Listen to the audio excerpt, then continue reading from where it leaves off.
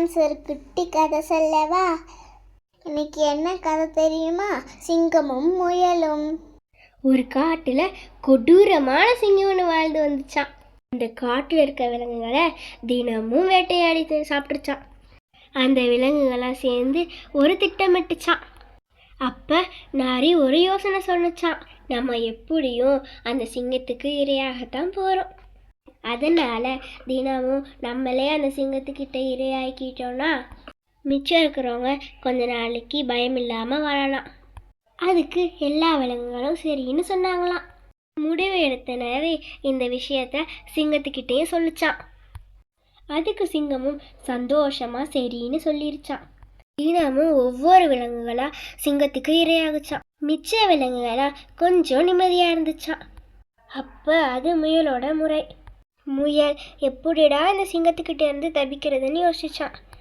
அப்ப ஒரு யோசனையோட சிங்கத்துக்கிட்ட போச்சான். அப்ப சிங்கம் ரொம்ப கோபத்தோட ஏன் இவ்வளவு நேரம் கேட்டுச்சான். சிங்கராஜா, கோவப்படாதீங்க. வர வரியில ஒரு சிங்கத்தை பார்த்தேன். உங்க ராஜாவோட நான் தான் ரொம்ப பலசாலி அப்படின்னு சொல்லுச்சு.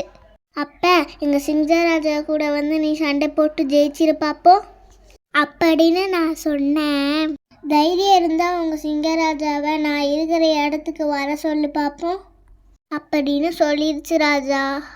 அப்படியா, வா போய் பார்ப்போம் அப்படின்னு சிங்கம் சொல்லிச்சான். அப்போ முயல் சிங்கத்தை ஒரு கிணத்து பக்கம் கூட்டிட்டு போச்சான்.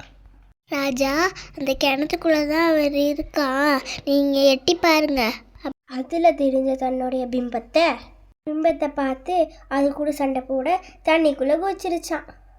கிணத்துக்குள்ள விழுந்த சிங்கம் இறந்து போச்சான். மித்த விலங்குகளை ரொம்ப சந்தோஷப்பட்டுச்சான். இதுலேருந்து நம்ம என்ன தெரிஞ்சுக்கிறோம்? பலசாலியாக மட்டும் இருந்துக்கூடாது, அறிவாகவும் இருக்கணும். இந்த கதை உங்களுக்கு பிடிச்சிருக்கா? லைக் பண்ணி ஷேர் பண்ணிடுங்க. தேங்க்யூ.